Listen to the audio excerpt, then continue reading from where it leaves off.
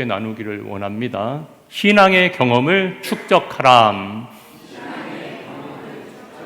다시 한번 해보실까요? 신앙의 경험을 축적하라. 네, 오늘 다윗 두 번째 시간입니다. 제가 다윗을 중심으로 말씀을 묵상하게 된 이유는 다윗은 우리 신앙인들에게 좋은 모델이 되기 때문이다라고 저번에 말씀을 드렸습니다. 그래서 우리가 저번에 다윗 첫 시간에 사무엘상 16장을 중심으로 해서요, 하나님의 마음에 맞는 사람으로 살아가기 위해서는 신앙의 동기가 중요하다. 근데 오늘 이제 사무엘상 17장 말씀을 묵상하는데요, 하나님이 제게 주시는 은혜가 바로 축적입니다. 좀 이게 잘 쓰는 말은 아닌데요, 이 말씀을 묵상하는데 주님이 축적이야 라는 그런 말씀의 은혜를 제안해 주셨어요. 그래서 오늘 말씀 제목을 이렇게 잡아봤는데요, 우리가 축적하다라는 이것은 지식, 경험, 자금, 돈, 그것을 모아서 쌓는 것이 그게 축적하다는 겁니다. 그러니까 여러분, 이 경험이라는 말하고 축적이라는 말은 구분돼서 우리가 사용해야 된다는 거죠. 그러니까 우리가 무엇을 경험했다고 해서 그 경험 자체가 다 성장으로 이어지지는 않습니다. 그러니까 우리가 진짜 성장을 하기 위해서는 그 경험을 나의 것으로 만들어서 체계적으로 쌓아가는 축적의 과정이 필요하다는 거예요. 그러니까 경험해도 소비적인 경험이 있을 수 있다는 거예요. 예를 들어 남성들이 군대 갔다 오면 이 군대의 시간이 어떤 사람에게는 소비되는, 낭비되는 시간일 수 있고요, 이 시간을 내가 나에게 있어서 쌓아가는 시간으로 만드는 사람한테는 그 시간이 축적된 시간이 될 수 있다는 거죠. 그러니까 같은 경험을 하더라도 그 축적을 하느냐 하지 않느냐가 우리의 삶의 자리에서 열매가 다르게 드러난다는 거예요. 그러니까 오늘 말씀을 묵상하면서 성도님들과 함께 나누려고 하는 건 그거예요. 신앙도 마찬가지라는 거예요. 우리가 일상의 삶을 살 때도요, 이 축적한다는 그것에 따라서 열매가 다르다면 신앙도 마찬가지다. 우리가 강하고 담대한 이 믿음이라는 것은 어느 날 갑자기 생겨나는 것이 아니라는 거예요. 우리가 강하고 담대한 믿음을 가지기 위해서는요, 신앙의 경험이 차곡차곡 축적되어서 쌓여야 된다는 거예요. 축적돼야 된다는 거예요. 그래야지 우리가 하나님 안에서 담대한 신앙과 믿음을 가질 수 있는 거죠. 오늘 우리가 나누는 사무엘상 17장 말씀은 너무나 잘 아는 내용이에요. 바로 다윗과 골리앗이 등장하는 이야기입니다. 이 한 장에 자그마치 절수만 해도 58절이에요. 그 내용도 굉장히 여러분 길어요. 근데 이 말씀을 묵상을 하면서 너무나 잘 알고 있는 내용이지만 저는 이렇게 하나님 앞에 질문을 해봤어요. 이 소년 다윗이 골리앗 앞에 설 수 있는 담대한 믿음의 원천은 무엇이었을까? 이 10대 소년이 어떻게 그 골리앗 앞에 설 수 있었을까? 그걸 하나님 앞에 질문을 하는 겁니다. 그런데 그때 성령이 하나님께서 제게 주신 은혜와 감동이 뭐라고요? 축적이라고요. 하나님이 제게 주신 그 깨달음이 뭐냐? 다윗에게는 비록 그는 10대 소년이었지만 그에게는 축적된 믿음이 있었다는 거예요. 그때 제 안에 번뜩이면서 깨달아지는 거죠. 그렇구나. 우리가 교회를 오래 다녀도요, 신앙이 자라나지 않는 경우가 많이 있습니다. 왜 그럴까요? 내가 이 신앙의 경험이 내 안에 축적되지 않기 때문에 그러는 거예요. 그러니까 여러분, 우리가 이 시간도 교회에 나와서 같은 자리에서 예배를 이 자리에 드리고 있죠. 하지만 이 시간이, 이 예배의 자리가 우리에게 경험으로만 그쳐져서는 안 된다는 거예요. 예배 안 나온 사람보다 홀랐죠. 하지만 그럼에도 불구하고 예배에 나와서 우리가 찬양과 기도와 말씀이 내 안에 축적돼야 되는 거예요. 쌓여야 되는 거예요. 그리고 그 은혜를 가지고 우리가 세상에서 믿음의 방식으로 살아야지 신앙이 성장한다는 거예요. 그러니까 여러분, 오늘도 말씀을 돌아보면서 그런 거예요. 우리 교회 공동체에서 말씀 나눔을 하고 말씀 묵상을 계속해서 강조를 하잖아요. 말씀 묵상을 강조하는 것이 뭐냐면 그것이 내 안에 말씀이 축적될 수 있는 좋은 훈련이 되기 때문에 그런 거예요. 그러니까 말씀을 또 듣고 또 들어보는 거예요.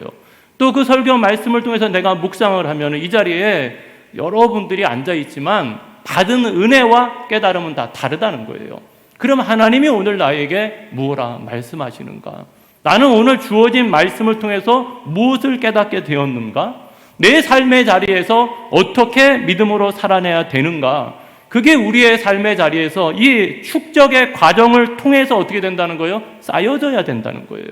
그래야지 우리가 세상에서 믿음으로 승리하는 신앙생활을 할 수 있다는 거죠. 그것을 잘 보여주는 사람이 누구라고요? 바로 다윗이라는 거예요. 여러분, 오늘 사무엘상 27장은 블레셋, 지금으로 말하면 팔레스타인과 이스라엘의 전쟁으로 이야기가 시작이 되죠. 그때 블레셋에서 아낙 자손, 거인의 후손인 골리앗이 등장을 합니다. 이 성경에 묘사된 골리앗은 키가 3m입니다. 제가 이 3m라는 것이 그냥 말로 들으면 그렇지만 얼마나 될까? 이 강대상에 올라와서 재봤어요. 이 스크린의 3분의 1 지점, 밑에서 3분의 1 정도 돼야지 3m입니다. 여러분, 제 키랑 비교를 한번 해보세요. 그 정도의 키가 이 스크린을 넘어서는 저 머리 하나가 저 위에 있는 거예요. 지금 그 사람이 우리 앞에 서 있습니다. 지금 여러분 앞에 서 있어요. 근데 그 골리앗이 입고 있는 옷이 60kg입니다. 이 60kg 갑옷을 입고 있고요. 그가 들고 있는 창이 있는데 이 창날, 끝에 있는 창날만 7kg입니다. 그러니까 그 대단한 무장을 하고서 여러분 우리 앞에 서 있다고 생각을 하면은 그것이 얼마나 압도적이겠냐라는 것이에요. 근데 그 골리앗이 말씀에 뭐라 합니까? 이스라엘에게 제안을 합니다. 누구든지 자신 있으면 나와봐. 1대1로 싸워서, 자신과 싸워서 이길 수 있다면 그럼 우리가 너희의 종이 되겠다. 하지만 너희들이 그 사람이 대표해서 나온 사람이 지면 너희가 우리의 종이 되라. 나랑 싸울 수 있는 사람 나와봐 라고 여러분 얘기하는 거죠. 그 말은 뭘까요? 골리앗이 능히 싸워서 이길 수 있는 거죠. 쉬운 표현으로 이스라엘 사람들을 모욕하고 있는 거죠. 나와봐. 근데 여러분, 나갑니까? 그 외모에 압도를 당한 이스라엘 백성 그 누구도 그 골리앗 앞에 나가지 못합니다. 그 당시의 상황을 오늘 17장 11절에서는 이렇게 쉬운 성경에 기록하고 있습니다. 사울과 이스라엘 사람들은 이 블레셋 사람의 말을 듣고 무서워서 벌벌 떨었습니다. 그런데 여러분, 16절을 보면 이제 이 골리앗이 그렇게 외치기를 40일 동안 하는 거예요. 40일 동안 아침 저녁으로 나와가지고 40일 동안 나와봐 그러면서 지금 이스라엘을 모욕하고 있는 거예요. 물론 이게 40일의 시간이 걸렸다는 건 그래도 두 나라의 힘의 균형이 어느 정도 팽팽한 거 아닙니까? 라고 생각할 수 있지만, 하지만 이미 골리앗 한 사람으로 인해서 이스라엘은 사기가 꺾였고요. 골리앗만 나오면 도망가게 되는 거예요. 그러니까 그 전쟁의 상황은 점점 불리해져 갈 수밖에 없는 거죠. 그런데 그때 그것을 이기는 힘이 뭐라고요? 신앙으로 축적된 힘을 가진 다윗이라는 거예요. 그 하나님께서 기름 부으신 다윗을 지금 이스라엘의 전면에 등장시키는 장이 바로 사무엘상 17장입니다. 그럼 여기서 다윗은 어떻게 그 골리앗 앞에 3m가 되는 그 골리앗 앞에 설 수 있었을까? 어떻게 다윗은 그러한 담대한 믿음을 축적할 수 있었을까? 그게 말씀을 묵상하면서 질문이 되는데요. 오늘 본문의 말씀을 보면서 깨닫게 되는 것은 바로 그 능력은 일상의 순종이 쌓여서 능력이 된다는 거예요. 그게 우리의 삶의 자리에서 깨달아져야 된다는 거예요. 여러분, 다윗의 삶은요, 기적이 없습니다. 하나님이 다윗에게 어떤 기적을 베풀어 주지 않았어요. 땅이 갈라진다거나, 지진이, 하늘에서 우박이 내린다거나, 다윗의 일생에는 그런 일이 한 번도 일어나지 않았습니다. 그런데 그럼에도 불구하고 하나님이 다윗과 함께 하였고요. 놀라운 승리를 어디를 가든지 간에 이길 수 있었던 그 가장 근본적인 삶의 자리의 모습은 다윗은 일상에서부터 순종의 훈련이 되어 있던 사람이라는 거예요. 그래서 오늘 말씀을 보면은요, 지금 다윗이 장성한 세 형들이 전쟁터에 나갔어요. 그러니까 아마 20세 이상이니까 그 나이에 맞는 형들이 나간 것 같아요. 근데 아버지 이새가 그 형들이 걱정되는 거예요. 그게 부모의 마음이겠죠. 그러니까 형들의 안위를 살피기 위해서 이 다윗에게 떡하고 볶은 곡식을 가지고 전쟁 중인 그 형들한테 보냅니다. 그러니까 지금 기름 부음을 받은 다윗이잖아요. 우리가 저번에 본 것처럼 사무엘이 와서 기름을 딱 부어줬어요. 그런데 지금 가정에서 다윗의 삶의 위치는 변화가 있어요? 없어요? 없어요. 막내고 아버지는 그 다윗보다 형들이 더 귀하고 그 안위가 걱정이 되고 다윗은 여전히 양을 치면서 아버지의 심부름을 하며 지내는 사람이라는 거예요. 마치 우리 신앙인의 삶의 모습도 그렇지 않나요? 우리가 신앙생활 한다고 세상의 사람들이 우리를 대단하게 여기거나 우리를 대단하게 높여주거나 여러분 그렇지 않습니다. 어떻게 보면 세상 속에서 우리는 똑같이 일상의 삶을 사는 거예요. 하지만 영적으로 우리도 주님의 그 십자가의 은혜로 성령의 기름 부음을 받았는데 그럼 우리는 세상에서 일상을 살아가는 데 있어서 세상과 구별된 삶의 태도의 모습이 있어야 된다는 거예요. 그러니까 교회 나오면은 교회 다니는 사람 같고 세상에 나가면은 세상의 사람과 똑같은 삶의 방식을 취한다면 그건 내 안에 믿음이 축적된 게 아닌 거죠. 오늘 다윗은요, 비록 기름 부음을 받았죠. 근데 그것이 다윗을 교만하게 하거나 내가 기름 부음 받은 사람인데 있어서 자기의 일상을 다윗이 변화시키지 않았다니까요. 기름 부음 받았지만 여전히 자기의 일상을 순종으로 이루어 갔다는 거죠. 그런데 그 일상의 순종 속에서 우리가 다윗의 태도를 주목해야 됩니다. 그게 사무엘상 17장 20절입니다. 함께 합독하시겠습니다. 다윗이 아침에 일찍이 일어나서 양을 양 지키는 자에게 맡기고 이새가 명령한 대로 가지고 가서 진영에 이른즉 마침 군대가 전장에 나와서 싸우려고 고함치며. 지금 여러분, 아버지가 다윗을 심부름 보냈어요. 그 장소가 전쟁터입니다. 막내를 전쟁터에 보낸 거예요. 근데 생각해 보면 그래요. 다윗에게는 전장에 나간 3명의 형 말고도 4명의 형이 더 있잖아요. 여러분, 우리 같으면 형들 놔두고 막내 시키는 그 부모의 마음. 하지만 다윗이 여러분 생각해도 이유를 댈 수도 있고 핑계 댈 수도 있어요. 그런데도 자기가 지키는 양을 맡기고 아버지의 말씀에 순종해서 전쟁터로 갑니다. 근데 이 말씀에 제가 왜 주목을 하게 됐냐면 성경에서 이 다윗의 태도를 어떻게 기록했냐면 아침에 일찍이 일어나 이새가 명령한 대로 갔다라고 표현을 합니다. 이것을 묵상을 하면서 이게 참 숨은 의미가 있다. 다윗이요, 하나님의 마음에 드는 사람으로 살았던 그 첫걸음은 즉각적인 순종이라는 거예요. 그러니까 어떠한 하나님의 말씀에 있어서 이유나 변명에 따라오지 않습니다. 아버지가 명령했어요. 그러니까 네 하고 아침에 일찍 일어나서 바로 아버지의 말씀대로 순종해서 그 전장으로 가는 거예요. 이게 우리가 신앙생활하면서 본받아야 될 태도라는 거예요. 내가 신앙이 축적되려면 하나님의 말씀에 어떻게 해야 된다고요? 즉각적으로 반응해야 된다고요.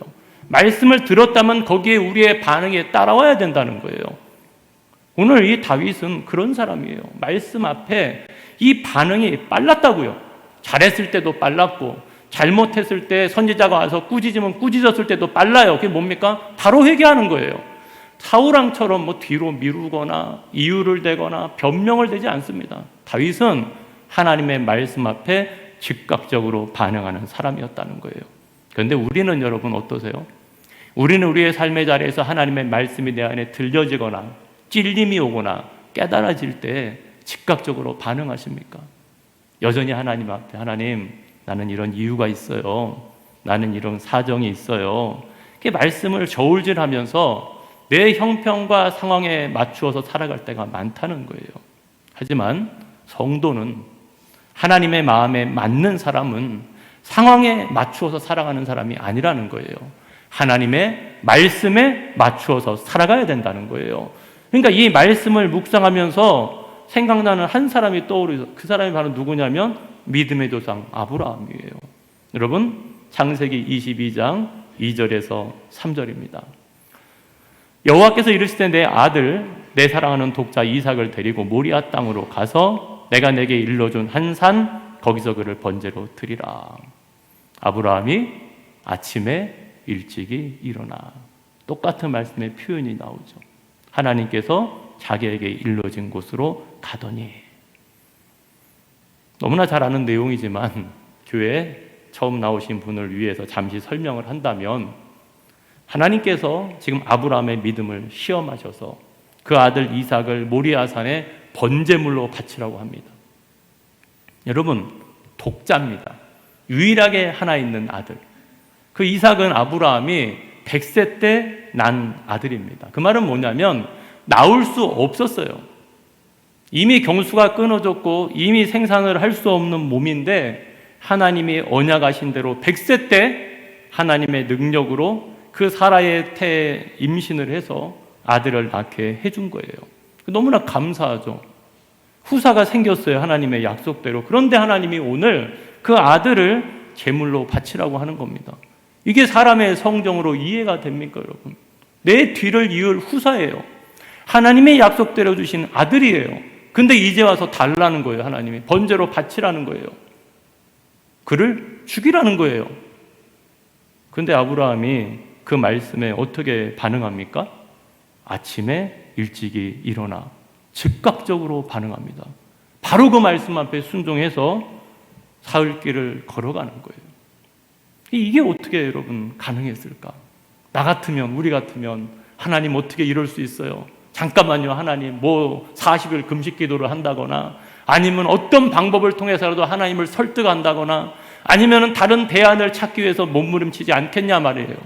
그런데 아브라함은 그러지 않았어요. 그냥 아침에 일찍이 일어나 말씀을 받은 대로 그 다음날 짐 꾸리고 바로 가는 거예요. 그 아들을 제물로 바치려고요. 그런 거 어떻게 여러분 가능할까? 로마서 4장 17절에는 쉬운 성경에 이렇게 그것을 표현하고 있습니다. 성경에 내가 너를 많은 민족의 조상으로 삼았다고 기록되어 있는 것처럼 아브라함은 그가 믿은 하나님, 곧 죽은 사람도 살리시며 없는 것도 있게 하시는 하나님을 믿었습니다. 아멘. 어떤 하나님을 믿었다고요? 그가 믿은 하나님, 곧 죽은 사람도 살리시며 없는 것도 있게 하시는 하나님을 믿었다는 거예요. 이게 아브라함의 축적된 신앙이라는 거예요. 그러니까 아브라함은 자신의 신앙 경험을 통해서 생명의 주관자가 되시는 하나님을 향한 축적된 믿음이 있었다는 거예요. 이건 여러분, 이 말은 뭐냐면 아브라함이 그러면 늘 순종만 잘했던 사람이냐? 그거 아니잖아요. 여러분 잘 알았던 것처럼 아브라함이요, 그 이방 왕들 앞에서 자기가 죽을까 봐 자기 아내를 누이라고 속이기도 했어요. 그리고 하나님 가나안 땅 떠나지 말라고 그랬는데 기근을 피해서 애굽으로 내려가기도 했고요.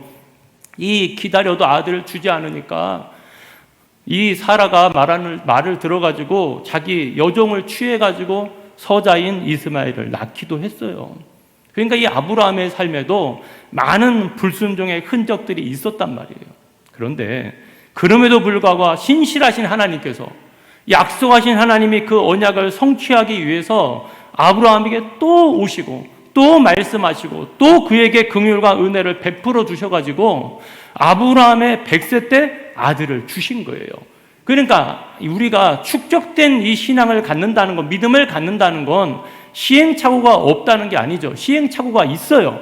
순종할 때 있고 때로는 불순종할 때도 있어요. 그런데 아브라함은 궁극적으로 그 많은 영적인 시행착오 끝에 어떻게 된 거예요? 온전히 하나님을 믿는 믿음의 자리로 나가게 됐다는 거예요. 그게 중요한 거예요. 여러분, 우리도 흔들릴 수 있어요. 우리도 의심할 수 있어요. 때로는 하나님 원망할 수 있어요. 때로는 아무것도 할 수 없어서 펑펑 울 수밖에 없는 그 순간이 우리에게도 온단 말이에요. 하지만 그 영적인 흔들림과 시행착오 속에서 우리가 어떻게 해야 된다는 거예요? 하나님께 나가야 되는 거예요. 하나님을 신뢰하는 자리로 나가야 되는 거예요.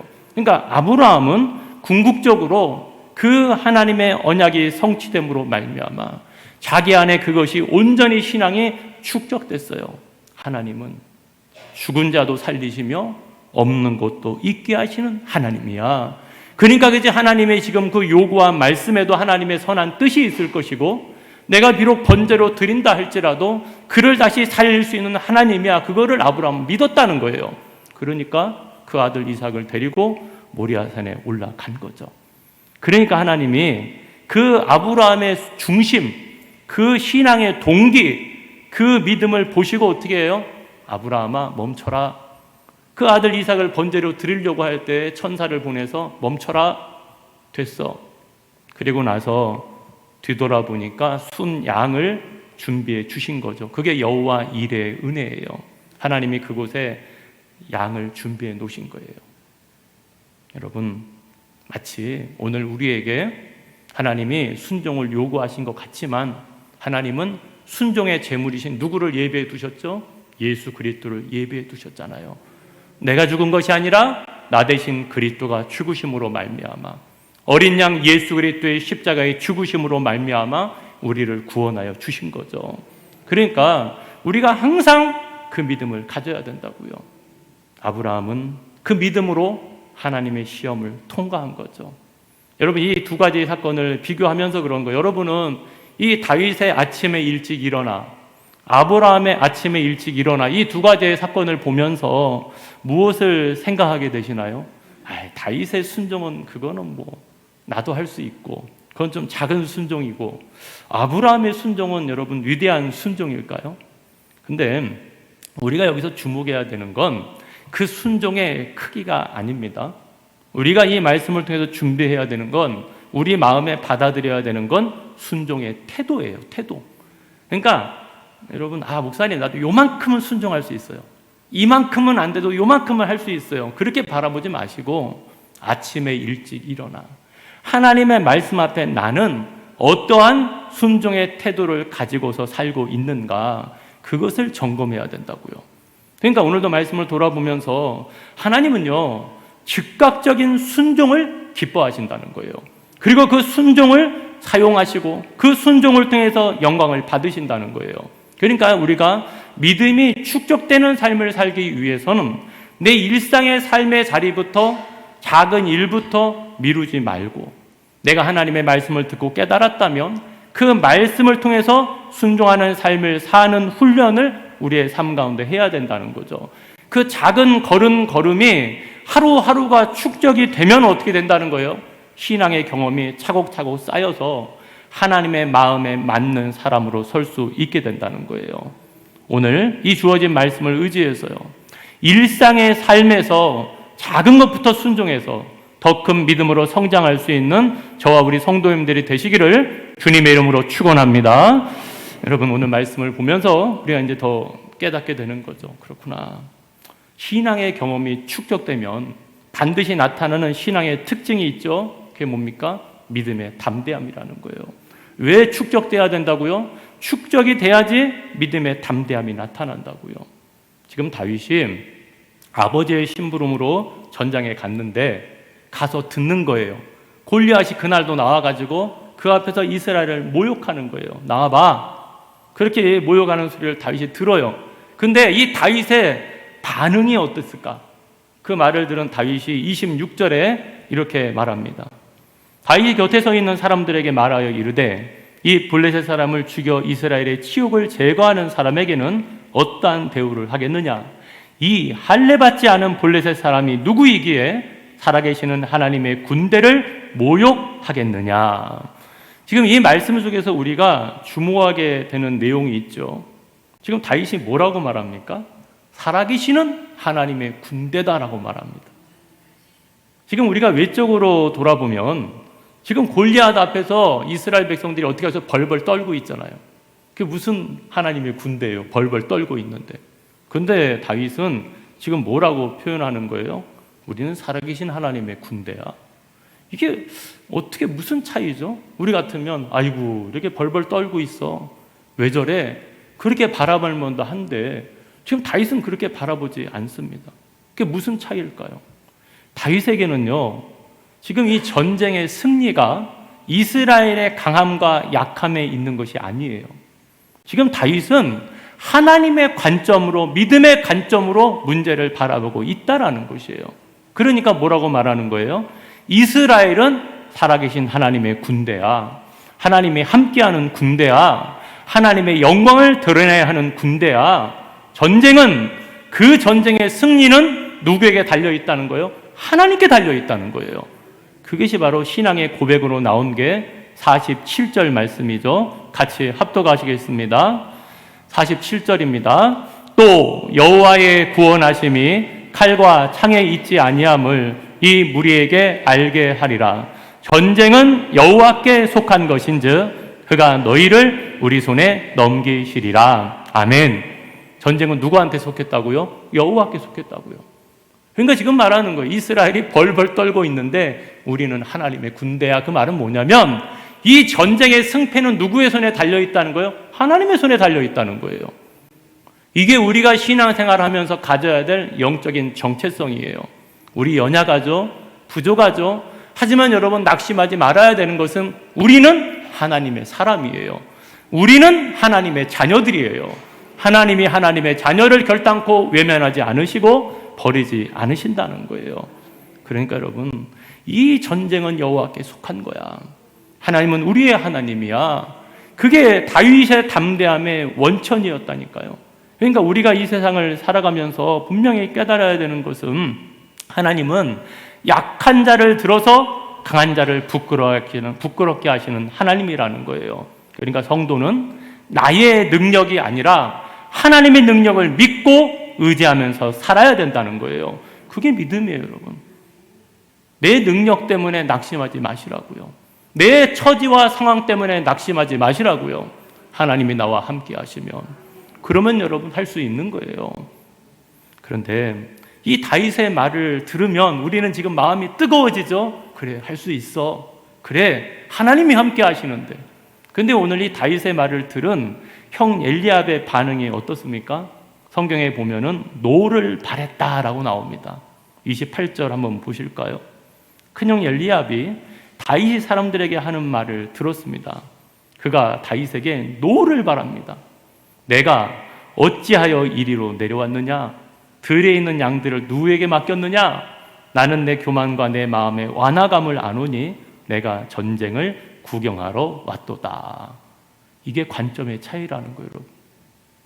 지금 엘리압은 다윗을 어떻게 보고 있는 거예요? 우리는 다윗을 굉장한 믿음의 사람으로 보고 있잖아요. 그런데 이 엘리압은 이 다윗을 교만하고 건방지게 보고 있는 거예요. 이게 바로 엘리압이 하나님이 기름 붓지 않는 이유입니다. 그가 사람이 보기에 외모는 좋게 보였을지 몰라요. 사무엘이 그랬으니까 야 정말로 기름 부을 받을 만한 사람이야. 그런데 오늘 이 엘리압의 말을 보니까 이해가 되는 거죠. 엘리압은요 하나님의 관점으로 바라보는 믿음이 없었습니다. 그러니까 하나님께서 사무엘은 이 사람 같은데 그런데 하나님이 아니야 라고 말씀하신 거죠. 그리고 오늘 하나님은 사람이 보기에 그 아버지도 인정하지 않는 그 다윗에게 기름을 부었다는 거죠. 그 열매가 오늘 여러분 드러나잖아요. 이 다윗에게는 하나님을 향한 축적된 담대한 믿음이 있었다는 거예요. 우리가 인간적으로 보더라도 이해가 안 되는 얘기입니다. 다윗은 지금 자신의 엘리압의 안위를 살피기 위해서 심부름을 온 착한 동생이에요. 그리고 선지자 사무엘이 기름 부은 거 엘리압도 봤단 말이에요. 그런데 지금 이 다윗을 조롱한다니까요. 여러분, 우리가 오늘도 말씀을 돌아보면서 도대체 그 차이가 뭘까? 하나예요. 엘리압은 자기의 경험을 믿은 거예요. 자기 경험. 엘리압은 자기가 바라보는 상황만을 바라본 거예요. 하지만 다윗은 누구 바라보는 거예요? 하나님을 바라보는 거죠. 그러니까 이 관점이 완전히 여러분 다르다니까요. 오늘 그럼 엘리압이 하나님을 안 믿는 사람이었냐? 그거 아니라고요. 엘리압도 하나님을 믿는 사람이었어요. 그러니까 사무엘이 제사를 드리러 청할 때 왔었고 참여했었고 신앙생활을 하고 있는 사람이었다니까요. 그런데 오늘 말씀을 의지해서 보면 예배는 드렸는데 신앙생활을 했는데 그 안에 뭐가 없는 거예요? 축적된 믿음이 없는 거예요. 그럼 여러분, 도대체 다윗은 어떻게 전쟁은 하나님께 속했다고 고백할 수 있었을까요? 뭐가 막 눈에 막 보여서 그랬을까요? 막 하나님의 천사가 막 보였을까요? 그런 성경의 구절은 하나도 나와 있지 않습니다. 그럼 다윗의 삶의 경험이라는 거예요. 다윗이 그런 하나님을 경험했기 때문에 얘기할 수 있는 거예요. 여러분, 때로는 신앙생활 하다 보면 하나님이 뭔가 대단한 기적과 환상과 이적을 하나님은 그렇게 보여주시기도 하십니다. 하지만 그럼에도 불구하고 우리의 신앙의 삶에 있어서 우리가 축적이 되기 위해서는 그 신앙의 경험을 우리의 삶의 자리에서 내 것으로 삼아야 되는 거예요.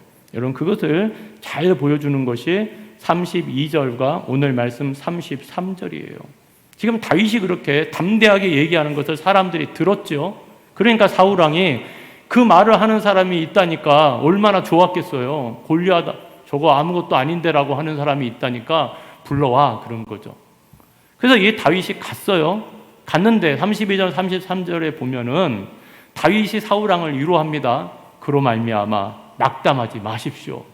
그런데 33절에 사울의 반응이 어떻습니까? 너는 소년이고 그는 어려서부터 용사야. 너는 싸울 수 없어. 그러는 거예요.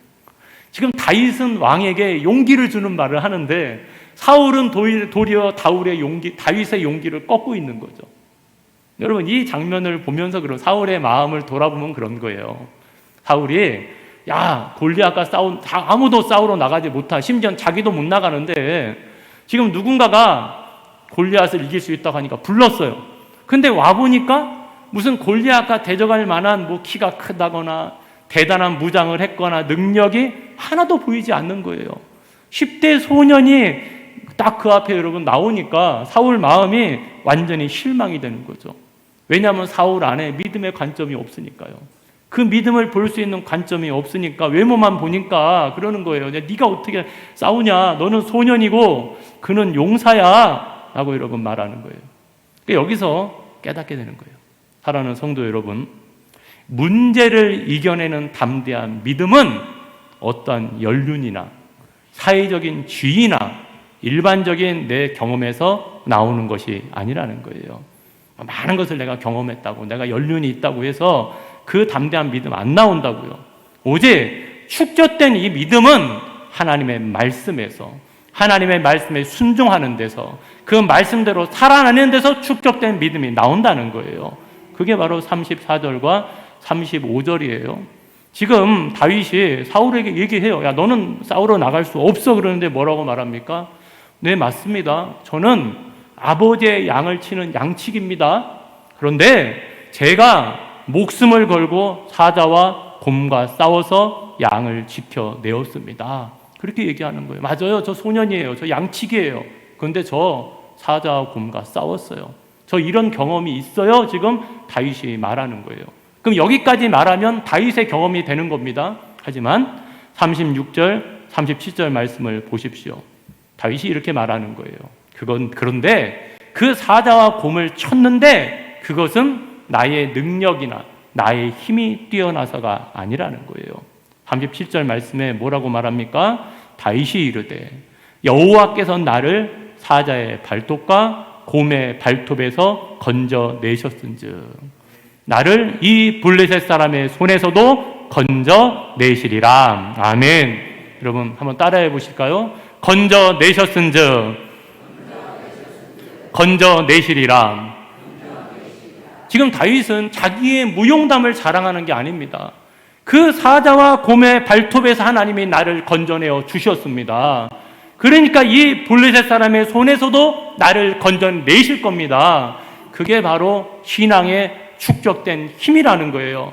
그러니까 여러분 오늘 말씀을 돌아보면서 그런 거예요. 다윗은 자신의 힘을 의지하지 않았다니까요. 물론 양치기를 하고 들에서 뛰고 분명한 육신의 단련함이 있을 겁니다. 하지만 그럼에도 불구하고 다윗은 항상 문제 앞에서 하나님을 의지하는 사람이었다는 거예요. 그 담대한 선포가 사울왕의 마음을 돌려놓는 거죠. 그러니까 사울이 가라, 여호와께서 너와 함께 계시기를 원하노라.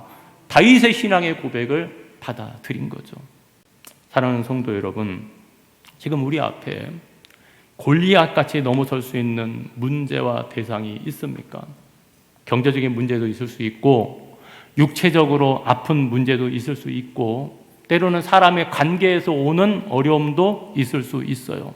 그게 내 힘으로 감당할 수 없을 만큼 거대하게 느껴질 수 있을 겁니다. 그런데 그때 우리는 어떻게 선포해야 된다고요? 하나님께서 나를 건져내 주실 겁니다. 그 믿음을 가지고 가야 된다는 거예요. 다윗은 말하는 거예요. 구원은 하나님만이 하실 수 있습니다. 그래서 하나님이 건져냈다고 말하는 거예요. 내가 싸워서 이겼습니다가 아니에요. 사람 듣기에는 내가 나가서 싸워서 이겼어요. 곰과 사자와도 이겼어요. 그렇게 얘기할 수도 있잖아요. 근데 다윗은 그렇게 안 했다고요. 다윗은 뭐라고 말해요? 하나님이 건져내어 주셨습니다. 하나님이 우리를 죄와 사망에서 건져내어 주셨습니다. 그게 하나님의 구원을 체험한 자의 신앙의 고백이라는 거예요. 그런데 여러분, 여기서 말씀을 묵상하면서 우리가 주의해야 되는 한 가지 사실이 있습니다. 우리가 신앙의 경험을 축적한다는 것은 반대적으로 말하면 나의 경험을 의지해서 싸우는 게 아니라는 거예요. 그 싸움을 어떻게 해야 된다고요? 하나님의 방법대로. 하나님이 축적하게 하신 그 힘을 의지해서 싸워야 된다는 거예요. 그게 여러분 39절의 말씀이에요.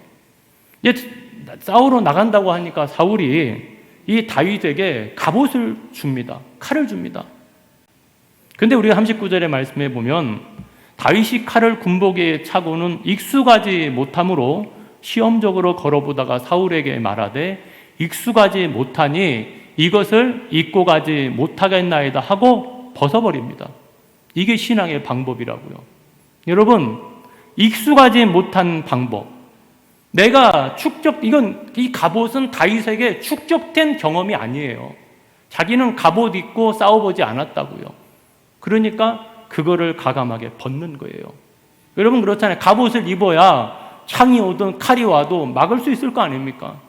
그러면은 입는 게 사람의 경험으로는 맞는 거예요.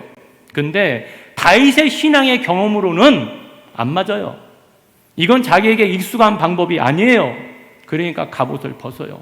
신앙생활 하시면서 여러분 때로는 말씀을 들으시고 예배를 하시고 신앙생활 하다 보면 내 경험과 맞지 않는 부분이 있을 수 있어요. 그럼 뭘 벗어야 돼요? 내 경험을 벗어야 되는 거예요. 하나님의 말씀을 입어야 되는 거예요. 이게 반대로 되면 안 돼요. 내 마음에 안 맞는다고 하나님 말씀을 벗어버리고 내 경험을 의지하면 그거 여러분 신앙이 그것이 축적이 될 수가 없는 거예요. 내가 아무리 많은 경험을 했다 할지라도 신앙 안에서는 우리가 어린아이 같은 마음을 가져야 되는 거예요. 내가 하나님 앞에 말씀에 철저하게 의지해서 내가 이것이 신앙적으로 익숙하지 못한 방법이라며 내려놔야 돼요. 그리고 이 다윗은 자기가 익숙한 방법을 선택하죠. 그게 40절입니다. 쉬운 성경을 이렇게 기록되어 있습니다. 다윗은 손에 막대기를 들었습니다. 그리고 시냇가에서 조약돌 5개를 주워서 양을 칠 때에 쓰는 주머니에 놓고 손에는 물매를 들었습니다. 그리고 나서 골리앗에게 나아갔습니다. 참 어떻게 보면은 지금 커다란 전쟁을 앞에 두고 있는데 성경은 너무나 담담하게 이 내용을 써놨습니다. 지금 이 전쟁터에 나가는데 다윗은 어떤 모습으로 나갔죠? 병사의 모습으로 나간 게 아니라 목자의 모습으로 나갔습니다. 사자와 곰과 싸웠던 그때 그 모습으로 나간 거죠. 하나님의 자기를 건지셨던 그때 그 삶의 모습으로 자기의 축적된 신앙의 경험을 가지고 그것을 무장해서 나가는 거예요. 그런데 이 말씀을 가만히 앉아서 묵상을 하는데 제 마음이 뭉클한 거예요. 여러분 한번 그려보십시오. 그 거대한 골리앗 앞에 다윗이 목자의 모습으로 나가는 거예요. 목자의 모습. 근데 그때 그 다윗의 마음은 어떻을까요? 지금 외적으로 보면은 그냥 목자예요. 막대기 하나 들고 그 옆에 제구에 돌멩이 5개 넣고 그리고 여러분 나간 거예요. 근데 그 다윗의 마음은 어땠을까? 그 마음을 읽어보는 거죠. 하나님, 나를 건져 주옵소서. 사자의 발톱과 곰의 발톱에서 나를 건져 내셨으니 저 골리앗의 손에서 건져내 주소서. 그리하여 하나님의 이름만이 드러나게 하여 주시옵소서. 이렇게 기도하지 않았겠냐는 거예요. 그러니까 어떻게 보면 가장 무방비한 모습 같아요. 가장 연약한 모습 같지만 지금 다윗은 가장 강한 믿음의 갑옷을 입고 나간 거예요. 이게 내 마음을 뭉클하게 하는 거예요. 나는 과연 하나님 앞에 이 믿음의 갑옷이 있는가?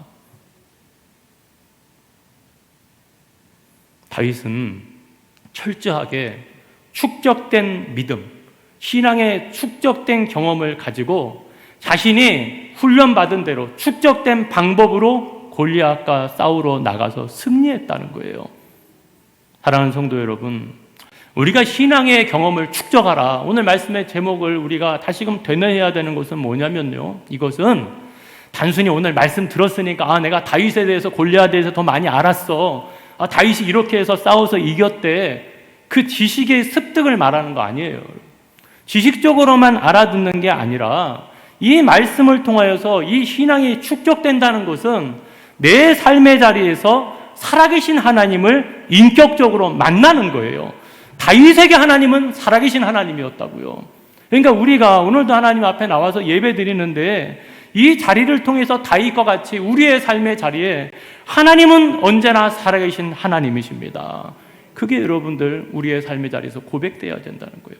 그게 축적되는 거예요, 여러분. 내가 지식이 축적되고 내가 하나님 앞에 나와서 예배가 축적이 되다 보면 그것을 통해서 하나님이 살아계심을 인격적으로 경험해야 된다고요. 그 자리까지 가야지 우리가 다윗과 같이 담대한 믿음으로 살아갈 수가 있다는 거예요. 그럼 여러분 어떻게 해야 될까요? 사람 사이도요, 자꾸 만나고 교제하고 대화해야지 서로 친밀해지잖아요. 서로 여러분 더 깊이 사정을 알게 되고요, 서로 그거에 대해서 더 깊이 나눌 수 있는 것처럼 하나님이 살아계신다면, 그 살아계신 하나님을 우리가 경험하고 싶다면, 그러면 그 하나님 앞에 우리가 어떻게 해야 된다고요? 오늘 말씀처럼 다윗과 같이 하나님께 기도하시면 되는 거예요. 오늘 말씀처럼 우리가 매일 시간을 내어서 성경 말씀을 읽어보시면 되는 거예요. 참 다윗 답답한 건 뭐냐면 말씀을 보지 않으면서 하나님이 계시지 않는다고, 말씀을 보지 않으면서 하나님이 어떻게 하시냐고, 그것처럼 어리석은 게 어딨냐고요. 여러분, 이 성경의 말씀은 하나님이 우리에게 주신 계시라니까요. 그러면 이 말씀을 통해서 우리는 하나님을 만날 수 있다는 거예요. 그러니까 우리가 신앙의 경험을 축적하려면 어떻게 해야 된다고요? 하나님 앞에 기도하시라고요. 하나님 앞에 말씀을 여러분 묵상하시라고요. 그것이 우리의 일상의 삶의 자리에서 그 기도한 말씀을 가지고 어떻게 하는 거예요? 순종의 자리로 나가는 거예요. 그때 하나님이 살아계심을 경험하게 만드시는 거예요. 언제요? 하나님의 때에. 정말로 우리가 그 하나님을 경험할 수 있도록 하나님이 도우시고 인도하신다는 거죠. 그런 의미에서는 여러분, 오늘 정말 이 순간 주어진 이 말씀을 통하여서 기도하라 했는데, 성경 보라 했는데, 그게 여러분 그냥 지나가는 말씀이 아니라 우리의 삶의 자리에서 그것을 대입을 해보시라고요. 적용을 해보시라고요. 순종을 해보시라고요. 그러면 그 시간들이 차곡차곡 쌓이면서 축적이 될 때에 우리는 반드시 살아계신 하나님을 경험할 수 있게 된다는 거예요. 여러분, 신앙의 경험을 축적하십시오. 그래서 다윗과 같이 세상을 이기는 담대한 믿음의 성도님들로 살아가시기를 주님의 이름으로 간절히 축원합니다. 아멘. 오늘 말씀을 의지해서 이 시간 같이 찬양하기 원합니다. 세상의 유혹 시험이 내게 몰려올 때 우리가 다윗과 같이 주님 바라보기 원합니다. 가사를 생각하시면서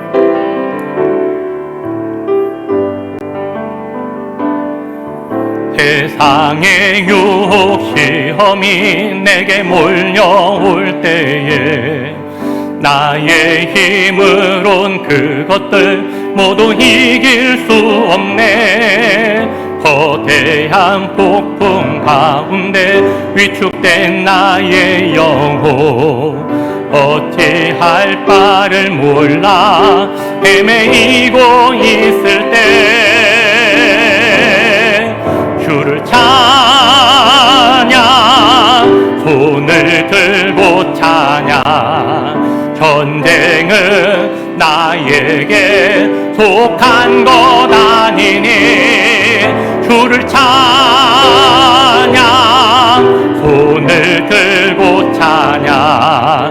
전쟁은 하나님께 속한 것이니 주위를 둘러보며 아무도 없는 듯 믿음의 눈을 들며 보이는 분 계시네. 아멘. 지금도 내 안에서 역사하고 계시는 사망과 어둠의 권세 물리치신 예수님, 주를 찬양, 주를 찬양, 손을 들고 찬양. 전쟁은 나에게 속한 것 아니니 주를 찬양, 손을 들고 찬양. 전쟁은 하나님께 속한 것. 다같이 손을 들고 우리가 찬양해 볼까요? 주를 찬양, 주를 찬양, 손을 들고 찬양. 전쟁은 나에게 속한 것 아니니 믿음으로 주를 찬양,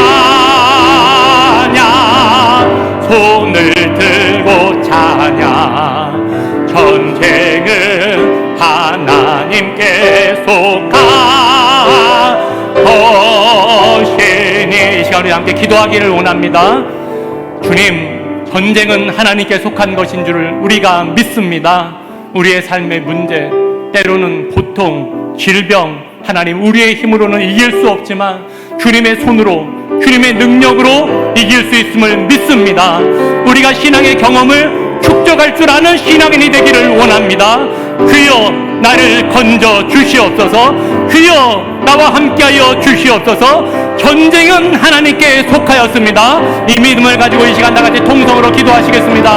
할렐루야. 고맙고 감사하신 하나님 아버지, 전쟁은 하나님께 속했습니다. 질병도 문제도 고난도 다 하나님께 속한 줄을 우리가 믿습니다. 그 믿음을 가지고 우리가 신앙의 경험을 축적하여서 우리가 다윗과 같이 담대한 믿음으로 이겨내는 하나님의 사람이 되기를 원합니다.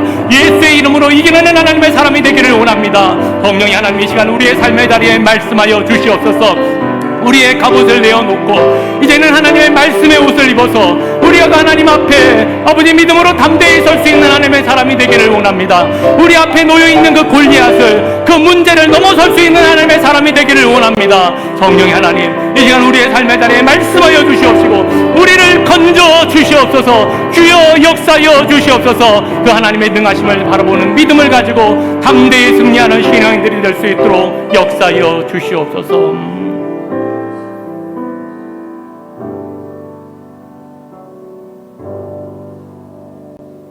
살아계신 하나님, 역사하신 하나님, 우리 가운데 계시는 하나님, 그 하나님을 찬양합니다. 우리가 신앙의 생활을 합니다. 이 시간도 예배의 자리로 나왔습니다. 하지만 주여, 이것이 경험으로 끝나지 않게 하여 주시옵소서. 우리의 삶의 자리에서 이 신앙의 경험이 축적되게 하여 주시옵소서. 말씀이, 찬양이, 주님이 주시는 은혜가 우리의 삶 가운데 축적되어서 우리 앞에 놓여있는 장애물을, 그 영적인 골리앗을 뛰어넘을 수 있는 하나님의 사람들이 되기를 원합니다. 지금도 하나님 삶의 자리에 고통받고 있는 연약한 자들, 질병으로 인하여 고통받는 자들 주여 긍휼히 여겨주셔서 그들에게 믿음을 더하여 주셔서 담대히 이겨낼 수 있도록 역사하여 주시옵소서. 모든 걸 주님께 맡기며 우리를 구원하여 주신 예수 그리스도 이름으로 감사하며 기도드렸습니다. 아멘.